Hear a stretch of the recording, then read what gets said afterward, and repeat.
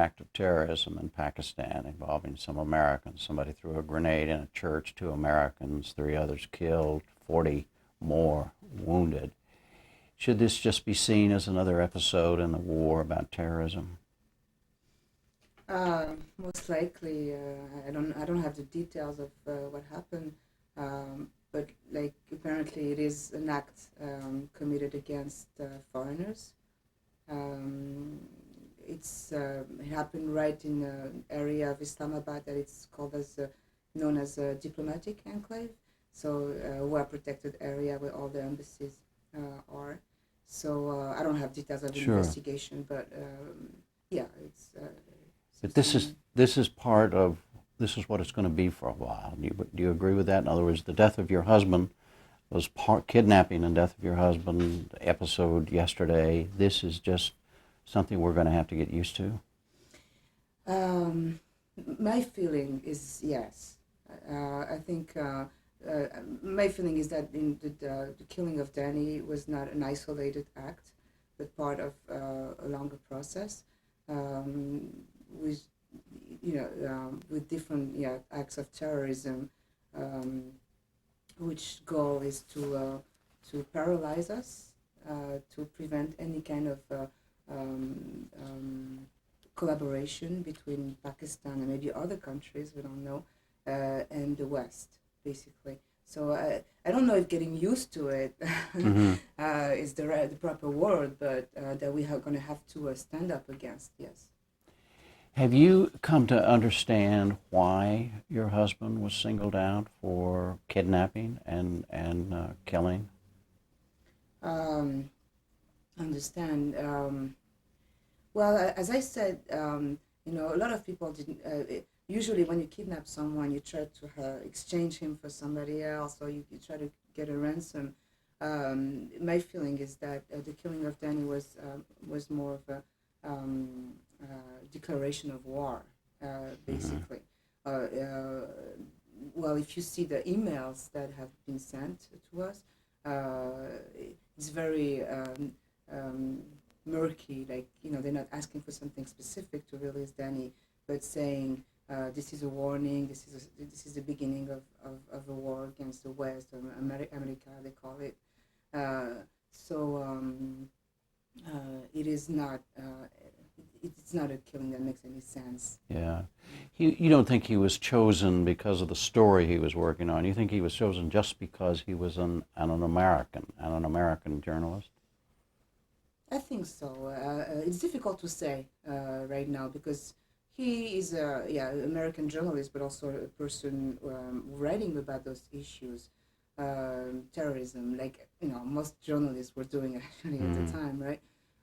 There was a big story, so it's not clear. I don't know yet whether he angered them by the stories he was writing because one of the stories he wrote just before getting kidnapped was about how the crackdown on terrorists was maybe not as completed as the government was saying it was.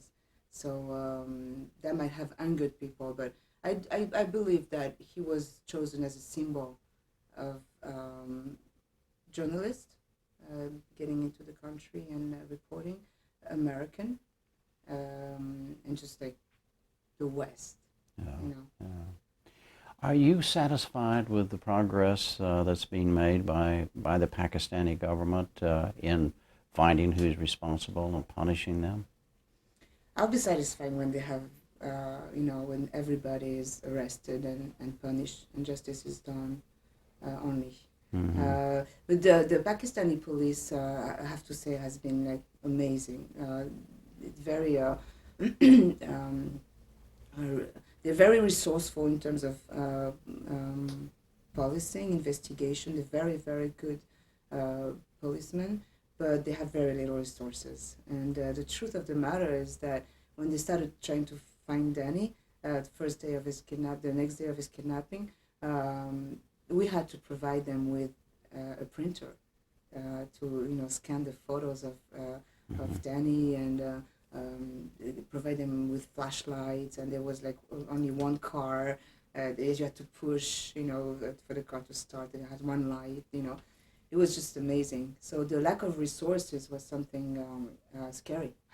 Yeah. Very scary, especially like when you had to face, tech savvy. You say, Yeah. people who had means in technology.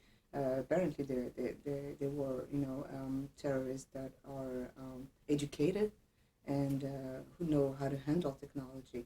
The police in front of them, and I think that's the case probably also in this church bombing and anything else that's going to happen, is a handful of very courageous, very capable policemen, but have nothing, in terms of tools. Well, what can the United States do to help them? I mean, what more could be done? A lot. A lot, huh? But there are. I've met with President Bush here in Washington, and I've met with Mrs. Rice, Condoleezza Rice, and with Mr. Colin Powell, and we've talked about that because I was really, the first thing that I really wanted to do after not even leaving Pakistan, because I also met with President Musharraf, is okay, tell the world that these people, this like handful of people I was telling you about, is fighting a war on behalf of all of us, because this is I think an international war with an international network of terrorists, with nothing, with as I was telling you, there was Sure. so I did that. When you left Pakistan, did you have the feeling it was still that way? That, I mean, they have, as you say, they couldn't find your husband after he was kidnapped. Still haven't found his body, and they apparently haven't even found enough evidence to even hold up a conviction of some kind. Has that not changed? Has changed a little, Mm-hmm. but it's a complicated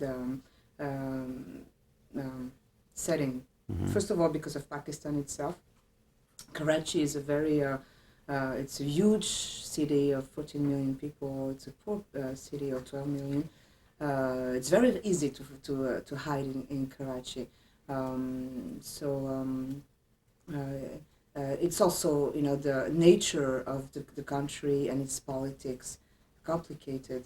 I think President Musharraf has made me a promise, and I hold on to his promise to find the real people and not to be.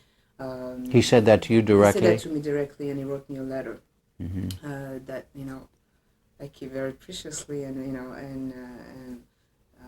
it's a very strong commitment to find the people. But to answer your question, there's also big obstacles that he faces inside his own country. It's not the setting in Pakistan of justice and law enforcement is more complicated than what you would find in the United States. In terms of different agencies, Pakistani police intelligence, I'm not clear the role they've played in the kidnapping of Danny. You were mentioning the main suspect. This main suspect stayed for 1 week with the Pakistani intelligence right in the middle of investigation. I don't know exactly why. So I've raised those questions with President Musharraf. What did he tell you? He acknowledged them. I think he was very sincere in committing to find Danny, but he also acknowledged that his own political surrounding is complicated. As you know, the United States has indicted this man. Let me make sure I have his name right here. The Ahmed Omar Saeed Sheikh, the leading suspect. Do you support? Is that a good idea? Should for the United States to indict him for criminal in a criminal court as they have done?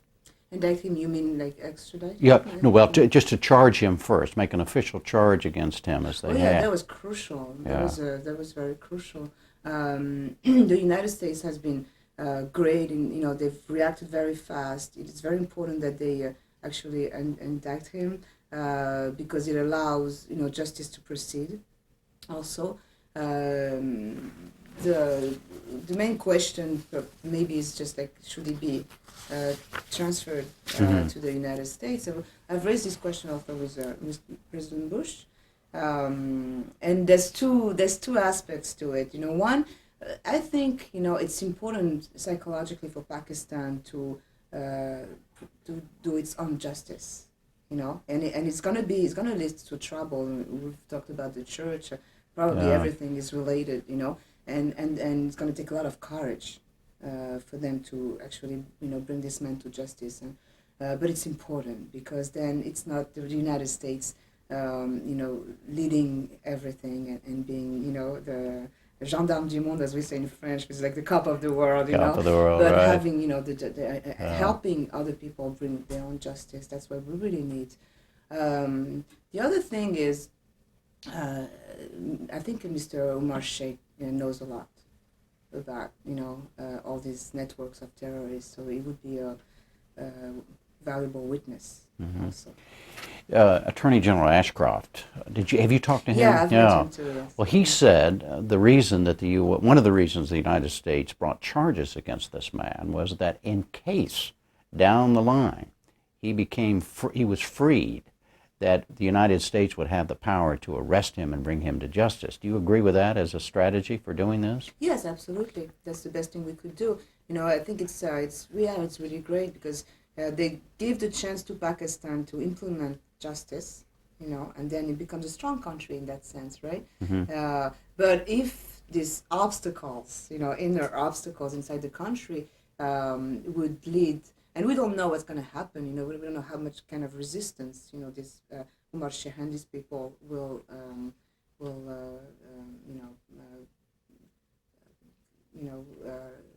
terrorist acts, that would happen as a result of his indictment. We don't know. So, Sure. Does the fact that the U.S. crime that this man is charged with carries the death penalty, does that matter to you at all? That if he were tried in the United States and if he were convicted, he could be sentenced to death. Does that matter to you? The fact that he dies? No, the fact that he could get the death penalty. Maybe not in Pakistan, but he could if he were tried here. Does that kind of thing matter to you at all? I think in Pakistan also. Oh, yeah, in Pakistan as well? I think in Pakistan also. The fact that he dies, I would certainly not cry over his death, because I think, this guy is a nuisance for humanity, basically. But I'm sorry, what for humanity? Nuisance, right. For Yes, humanity, certainly. definitely. Now, what I thought, when I was in Pakistan, like right after knowing about what happened to Danny, I thought, like, would I want see them all dead? Probably. I don't know. But that would not be what I ultimately want, Ultimately, I think, because the first question you asked me is like, do we have to get used to that? And I think we have to stand up against that. So what ultimately would, help me live through that ordeal is if I see people, standing up against terrorists.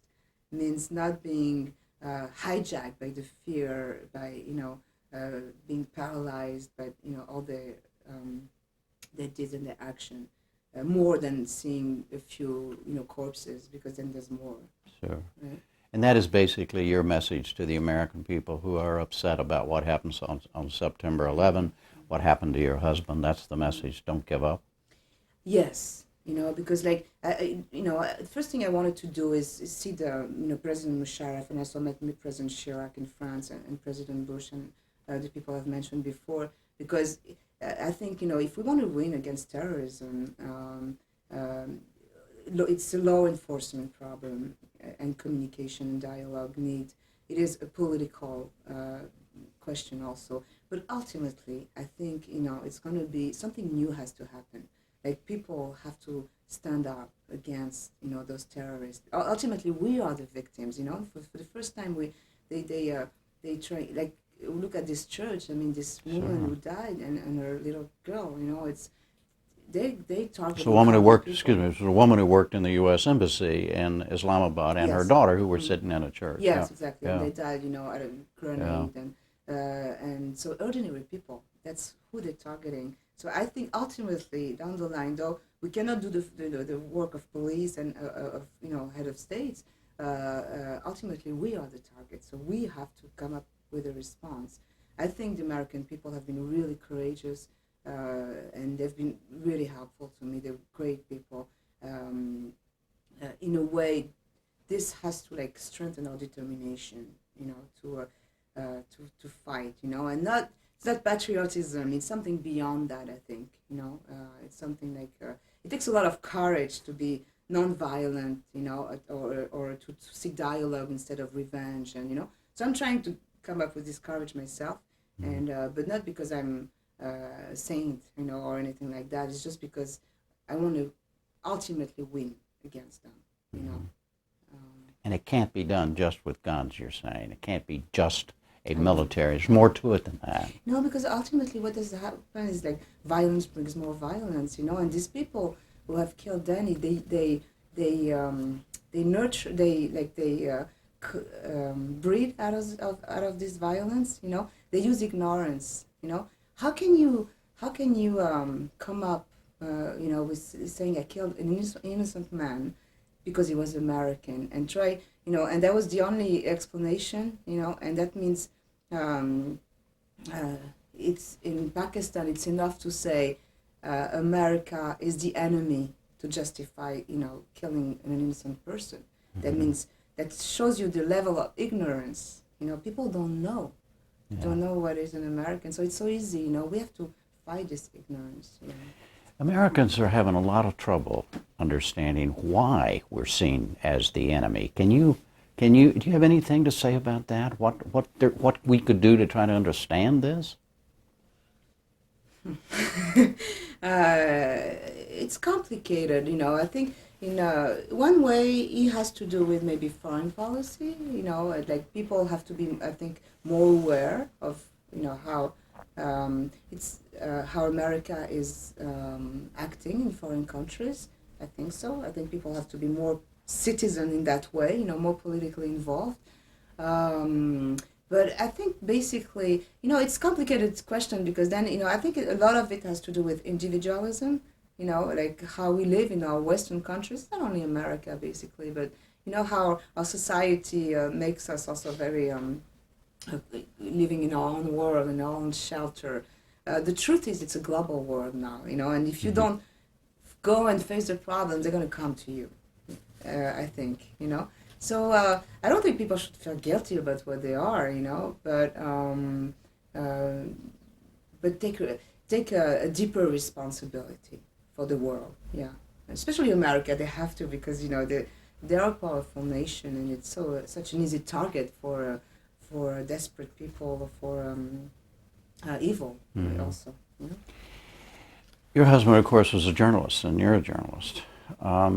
Were the two of you, did you ever think of journalism as being a dangerous profession, as a place where your life would be in jeopardy by just practicing it? Yes, because we moved to Bombay. Well, Bombay is not like a dangerous place as such, but it's a difficult place to live. So we made a choice. Like Danny and I have this strong bond because like we were very serious about our journalism profession. It's not we didn't choose this profession as any other. We didn't choose it for ego purposes, but we chose it because we wanted to change the world. That seems like, okay, big words, it is big words, but in our own way, we took it very seriously.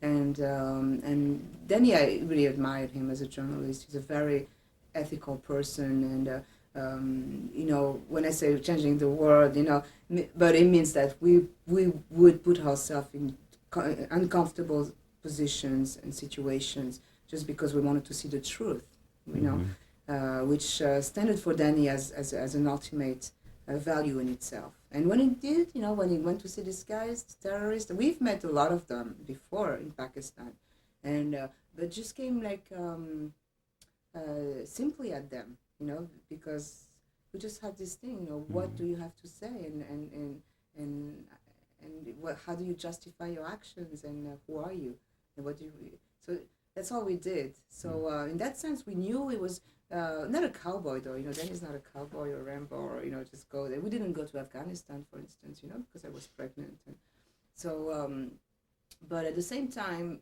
I think we took on us not to be swayed by the threat of. We didn't want to be afraid. We didn't want to be afraid. I think, though careful, but. I was never afraid because a guy has a beard, or something like that. Yeah. Do we journalists do a good job of explaining what our jobs are? In other words, your husband clearly was singled out because he was an American and he's a symbol of America. Now, most journalists would say, hey, wait a minute, that's not what, we just happen to be Americans, but we're there to cover the news. And do we do that well? Do we explain ourselves well? I think there's much. I mean, I don't want to be judgeful, judgmental. Sure. Sorry, about people because ultimately it's everyone's responsibility, and I can't ask. I have my own ethics, and I stand up for them. Now everybody has to question themselves. I think there's a lot of improvement, to do. Journalists, in my view, are becoming such important people, because who else is going to the field and explaining, building those bridges, between people. Not everybody can go to Pakistan and see by their own eyes, so they're going to relate on the press. So it's a lot of power to be a journalist, today. So a lot of power means a lot of responsibility. And I think journalists have to acknowledge that they have power. And that they should be the representative of the people, and not of the government, though. Not See, of they're the perceived. government, not of an idea. I mean, if they are ideological, then they should say, I'm gonna report that with my whatever right-wing views or left-wing or whatever. But then they should say, because the opinion, is so important, and I even think that they have an education mission, and. People are smart enough to recognize the truth, but if you mislead them, in information because you're in competition with somebody else, or because you have an ego problem, or because this and that, then it's it makes me sad. Sure. Because I think but the consequences are bad, are difficult. Yes. And the dangers involved are just part of the job, right? Yeah, what can I say about that? I mean, Danny was, in a way, he didn't think people would harm a journalist, and I didn't think either, because all we do is have the courage to, go and try to reflect views. So I think we've crossed, I don't know if you said it's expression, but it's a step that has been crossed, a river that has been crossed, like, something that you wouldn't think would happen, like they wouldn't harm somebody who just comes to them to reflect their view, but they did. So the safety issue, it's a delicate one. I certainly don't want anybody to get harmed again. But again, that's also what they want, scare us enough so that we don't go to Sure. them, so Do you plan to return to journalism yourself? or to Pakistan, yes. Not to Pakistan, no. Pakistan, I will. You will go back to Of course, Pakistan? Yeah, I will. Yeah. Why would you go back? I go back because I just, the same way I didn't leave right away Pakistan, after I learned about Danny's death, the same way I would not be afraid to return, and Pakistan has invited me as a long friend, of the country, and has given me a long-term visa to go back, because I'm not afraid. I would not, saying I would never go back to this country, it's evil, would be exactly what these people want. And I won't, submit to that. So. The baby's due in May. Where's the baby going to be born? In Paris. In Paris, yeah. I see. And then you will eventually go from there back to Pakistan, you believe? Well, it depends on the course of events, but Sure. I don't really know, actually. Sure. What I'm gonna do. But you see yourself as a journalist. You are a journalist. Yeah. And you will always practice journalism. Yeah. And the death of your husband doesn't change anything as far as that is concerned for you? As far as that is concerned, it's going to give me more strength and more determination to do my job. Yeah. Yeah. Well, look, good luck to you. Thank you. My condolences to you. Thank you very much, and good luck to you. Thanks a lot.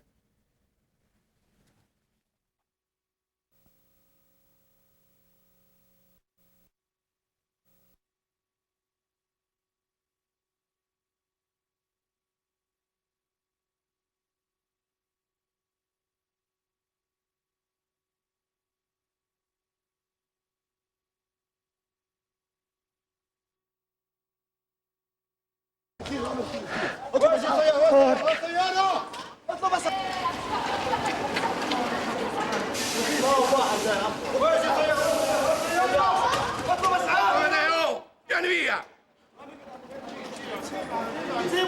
Amedeo!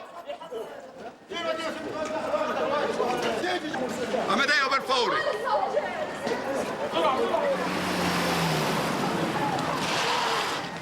Amedeo!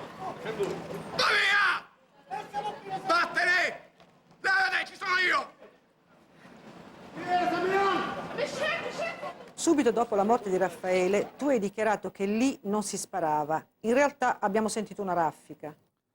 Sì, una raffica c'è stata, una raffica isolata, 4 colpi, ma non ce ne eravamo neanche accorti e nella ricostruzione a caldo né io né Norberto ce ne siamo ricordati. Era una raffica come tante che si sentivano a Ramallah, spesso i palestinesi uscivano dagli angoli e sparavano, non ci sembrava importante, tant'è che abbiamo spento le telecamere. In quel momento l'azione si è succeduta, sono passati 2-3 minuti, la gente stava normalmente in piedi, non sembrava che fosse una fase di scontro, non era una fase di scontro.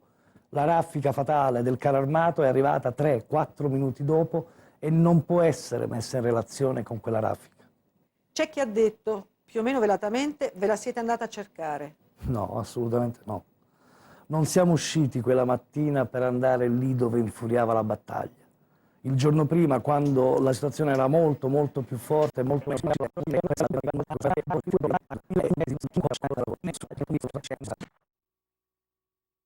È mai possibile che bersaglio dell'esercito israeliano fosse proprio la stampa? Io spero di no.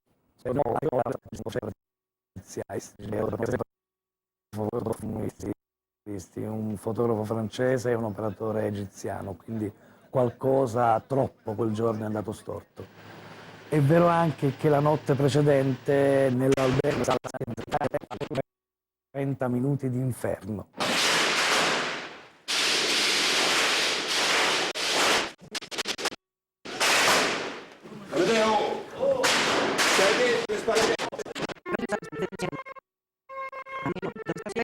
Raffaele Ciriello non se l'era andata a cercare questa morte assurda, avvenuta in un attimo nel silenzio straniante di Ramallah. Tutti lo descrivono come un reporter attento e scrupoloso che era passato di guerra in guerra senza mai esporsi inutilmente.